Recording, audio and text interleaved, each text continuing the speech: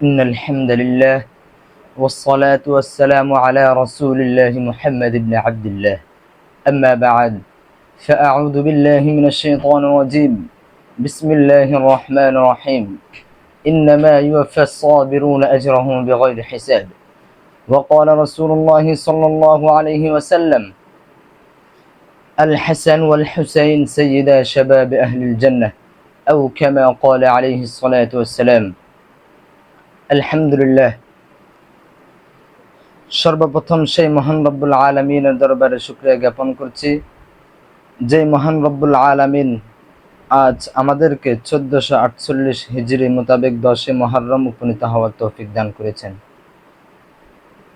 সকলকে জানাই আমার অন্তরস্থল থেকে আন্তরিক শুভেচ্ছা ও অভিনন্দন। প্রিয় দেশবাসী, আজ 9 মুহররম, আগামীকাল 10 মুহররম 1448 হিজরি। সেই সুবাদে আমি আপনাদের সামনে আজ এমন একটি বিষয় নিয়ে কথা বলবো, যেই বিষয়টা আজ আমাদের অজানা থাকার কারণে আমরা বিভিন্ন ফিতনার সম্মুখীন হতে হয়। আমরা বিভিন্ন ফিতনার সম্মুখীন হচ্ছি। আমরা সঠিক বিষয় সম্পর্কে অনবহিত থাকার কারণে বিভ্রান্তিমূলক ফিতনার মুখোমুখি হতে হয়। চলুন আমরা জেনে নিই সেই বিষয়টি কি, যা আজ থেকে 1400 বছর পূর্বে কারবালার প্রান্তরে হযরত হুসাইন রাদিয়াল্লাহু তাআলা আনহুর সাথে ঘটেছিল। তার সংক্ষিপ্ত ইতিহাস, যা মুসলিম উম্মাহর জন্য অত্যন্ত দুঃখজনক। প্রিয় সুধী, হযরত হুসাইন রাদিয়াল্লাহু তাআলা আনহু ছিলেন তার পিতার সর্বক্ষণিক সহযোগী, পিতার রাজনৈতিক কার্যক্রমে নিবেদিত।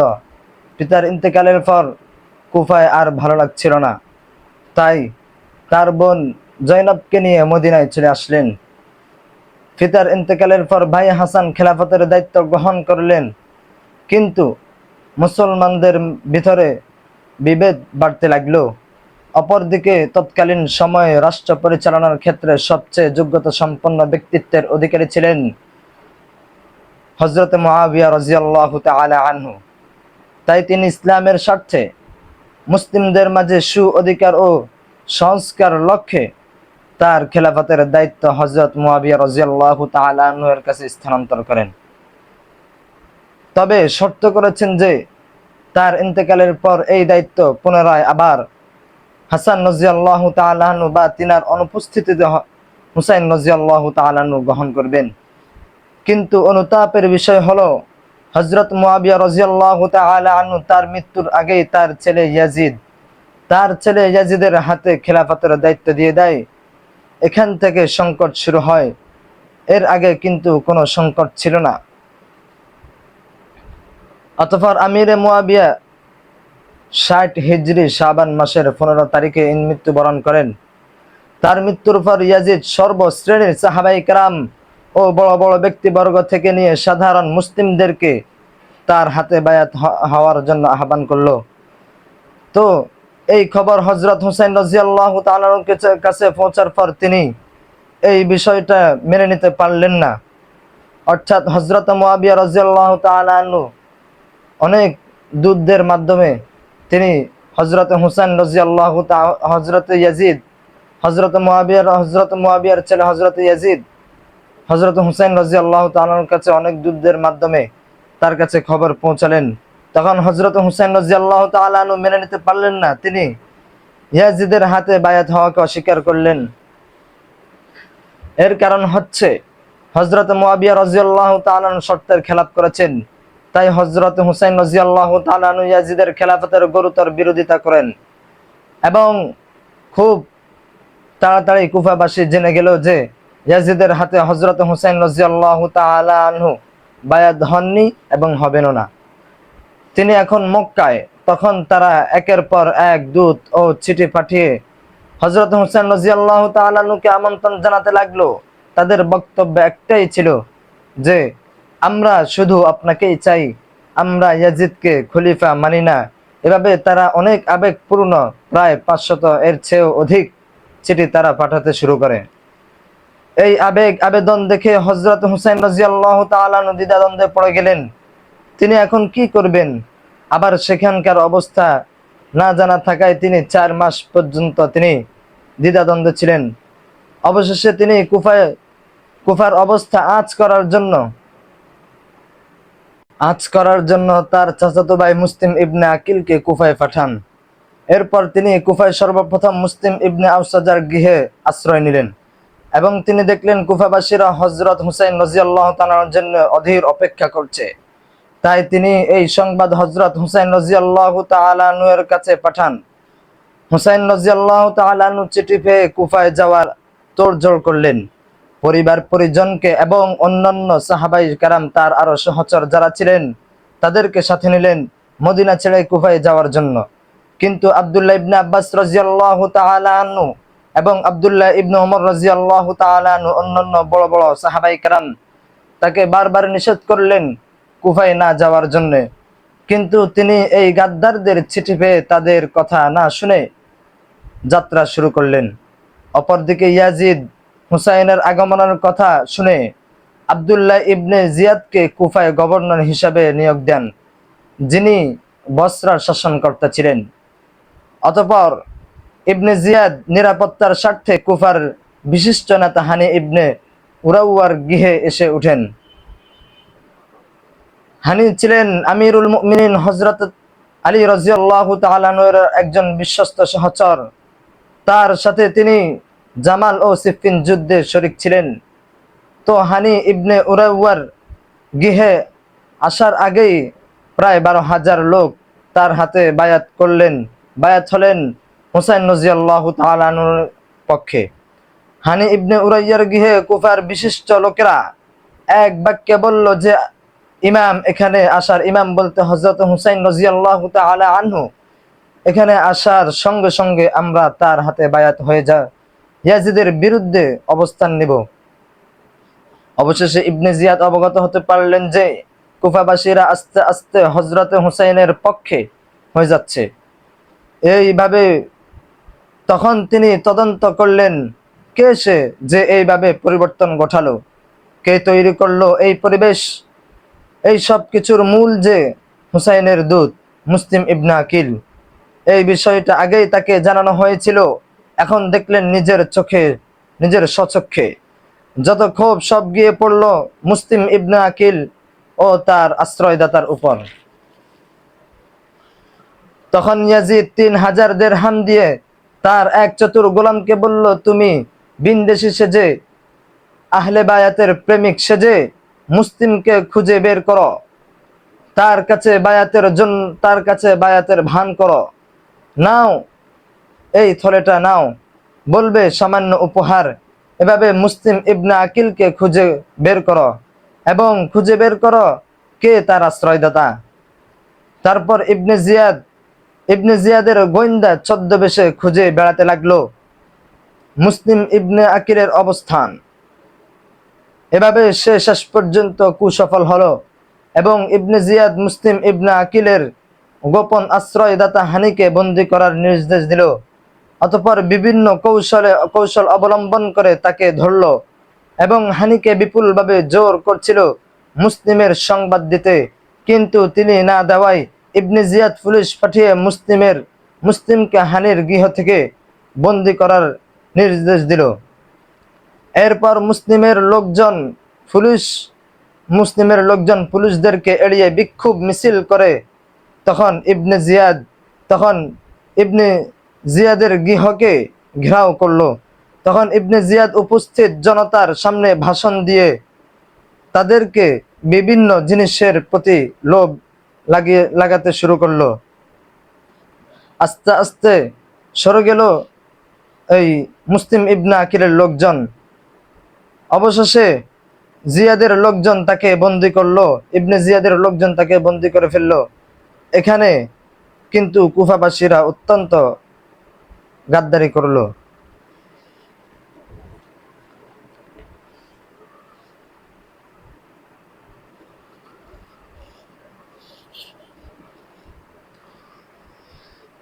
ইমাম পেলেন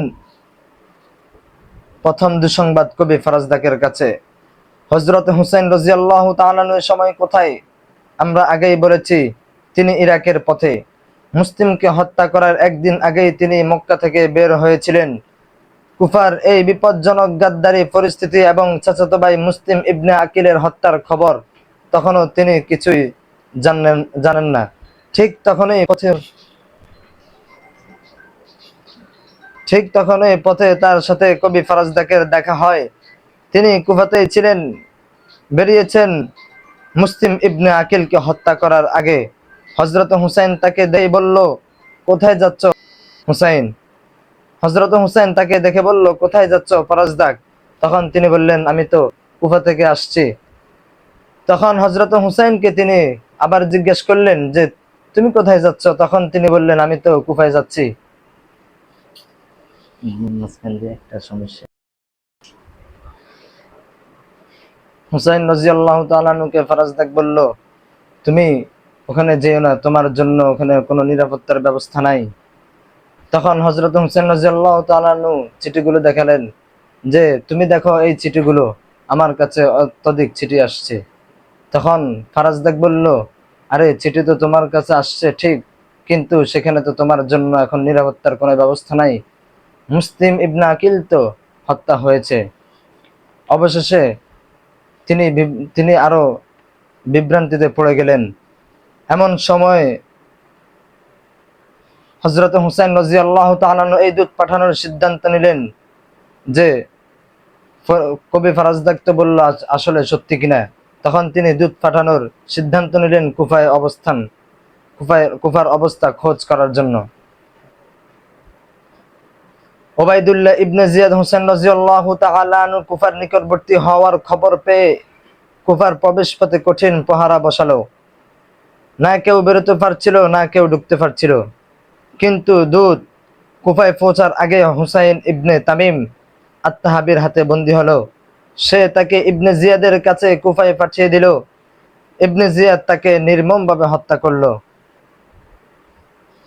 কাদেসিয়া থেকে একটু দূরে ইমাম মুখামুখি হলেন। অতঃপর কাদেসিয়া থেকে ইমাম একটু দূরে মুখামুখি হলেন ইবনে জিয়াদ প্রেরিত 1000 অশ্বারোহী বাহিনী, যার নেতৃত্বে ছিল হুর ইবনে ইয়াজিদ। ইতিহাস বলে হুর ইবনে ইয়াজিদ ইমামের সাথে কোন রকম খারাপ আচরণ করেননি। এমনকি কোন ইতিহাস বর্ণনাকারীর মতে কারবালায় হুর ইবনে ইয়াজিদ ইমাম হুসাইনের সাথে যোগ দিয়েছিলেন। হুর ইমামকে প্রথমেই বলল, আপনি কোথায় যেতে চাইছেন? ইমাম বললেন, কুফায়। তখন হুর বলল, কুফায় আপনার জন্য ভালো কোনো খবর নেই, মুসলিম নিহত হয়েছে, আপনি ফিরে যান। তখন তার এই খবর পেয়ে ইমাম সিদ্ধান্ত নিলেন যে যাওয়ার জন্য। তখন ইমাম পরামর্শ করলেন তার সহচরদেরকে নিয়ে। অতঃপর কিন্তু মুসলিম ইবনে আকিলের ভাই ও ছেলেরা প্রতিশোধ ও রক্তের বদলা না নিয়ে ফিরতে চাইলেন না। তারা বললেন, মুসলিম হত্যার প্রতিশোধ নিব অথবা শহীদ হব। অবশেষে যখন এভাবে তারা আসলো, এড়িয়ে আস্তে আস্তে মুহররমের 9 তারিখ বৃহস্পতিবার ওমর ইবনে সাদের নেতৃত্বে 4000-এর এক বিশাল বাহিনী কারবালায় এসে অদূরে অবস্থান নিল। এখানে এসে প্রচন্ড হুঁচট খেতে হয়। ইবনে জিয়াদ প্রেরিত এই বাহিনীর সেনাপতি ওমর বিন সাদ নবীজির মামা হযরত সাদ ইবনে আবি ওয়াক্কাস রাদিয়াল্লাহু তাআলা ছেড়ে ইতিহাসের কাছে সবার একটাই প্রশ্ন যে সে তো আবি ওয়াক্কাস, অর্থাৎ সে তো নবী করিম সাল্লাল্লাহু আলাইহি সাল্লামের বংশের লোকই ছিল, কিন্তু সে কেন হযরত হুসাইন রাদিয়াল্লাহু তাআলা আনহু এবং তার কাফেলার বিরুদ্ধে অবস্থান নিতে চেয়েছিল? তো এর উত্তর হচ্ছে যে ইবনে জিয়াদ তাকে অনেক বড় একটি পদের লোভ দেখিয়েছিল, যার কারণে সে এই অবস্থান নিতে সে বাধ্য হলো। এই পরিস্থিতি ইমাম যুদ্ধ হতে চাইলেন না, বরং চলে যেতে চাইলেন, কিন্তু জালিমরা যেভাবে তাকে ঘিরে আছে, চলে যাওয়ার মানেই যুদ্ধে নামা। ইমাম ওমর বিন সাদ এর মুখোমুখি হয়ে বললেন, আমি ইচ্ছা করে আসিনি, আমাকে শত শত চিঠি লিখে আসতে অনুরোধ করা হয়েছে, অনেক দূত পাঠানো হয়েছে। এখন তোমরা না চাইলে আমি যেখান থেকে আসছি সেখানে ফিরে যাব, অথবা আমাকে ইয়াজিদের কাছে যেতে দাও। তিনি অর্থাৎ তিনি এখানে তিনি তিনটা শর্ত করলেন। এক নম্বর শর্ত ছিল যে আমাকে ইয়াজিদের কাছে যেতে দাও, অথবা তিনি বললেন অথবা আমাকে দামেস্কে যেতে দাও, এবং বললেন তৃতীয় নম্বর শর্ত ছিল তার আমাকে কোনো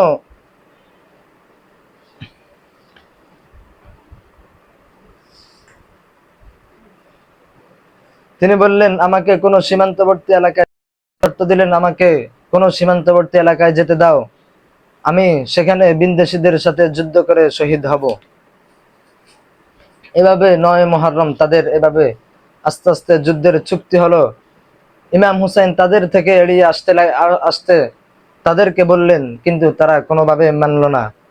অবশেষে তারা সিদ্ধান্ত নিলেন যে 10 মুহররম তাদের মোকাবেলা হযরত হুসাইন রাদিয়াল্লাহু তাআলা আনহুর বাহিনীর মোকাবেলায় তারা যুদ্ধ অংশগ্রহণ করবেন। তো 10 মুহররম 61 হিজরি কারবালার চিত্র তুলে ধরার ক্ষমতা নেই কোনো শব্দে কোনো ভাবে না চলে বলতে হয়, ক্লান্ত সাহসী বীর পিপাসায় ক্লান্ত, তীরের আঘাতে আঘাতে ক্লান্ত, হাজার হাজার বর্ষা এগিয়ে আসছে তার দিকে। ঘোড়ায় কি আর বসে থাকতে পারেন? হঠাৎ করে এগিয়ে এলো অভিশপ্ত মালিক ইবনে বশির। পিছন থেকে তলোয়ার দিয়ে প্রচন্ড জোরে আঘাত করলো হুসাইনের মাথায়। মাথার পাগড়ি রক্তে ভিজে গেল। অপর দিকে এলো, তখন কিছুক্ষণ পরে আবার এগিয়ে এলো